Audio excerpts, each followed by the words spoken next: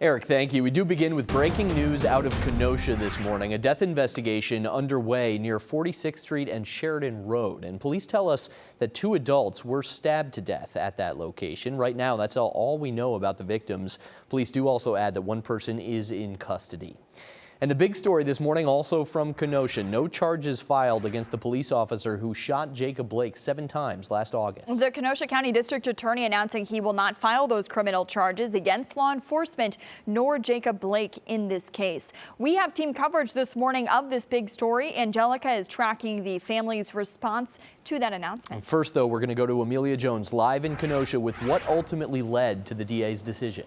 Amelia, thank you. Meanwhile, Jacob Blake's family says the decision to not charge the officers involved here is to them a slap in the face. Angelica's in the newsroom with what they say needs to happen going forward. Angelica, thanks. Governor Tony Evers says the decision to not charge the officers involved does not live up to the ideals of justice, equity, or peace for Black lives. The governor released a statement that read in part, quote, "Today's decision is further evidence that our work is not done. We must work each day in earnest toward a more just, more fair, and more equitable state and country to combat the racism experienced by Black Wisconsinites.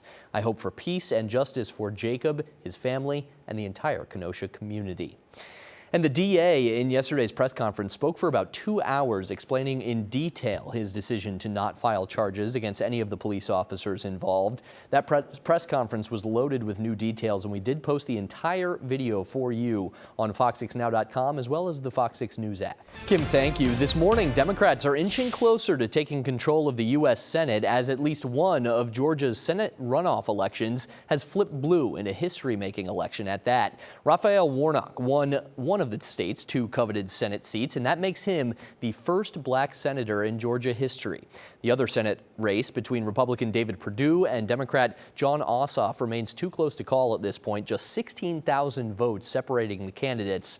Fox's Doug Luzader has more from Washington, where the other big election drama today over the Electoral College count is about to play out. Coming up, a local UPS driver has been fired. The racist rant that was caught on camera, and we'll show you that video. And rapper Dr. Dre waking up in the hospital this morning. His message to fans after suffering a serious health scare. And how about a positive start to the new year, where you'll find a wishing tree?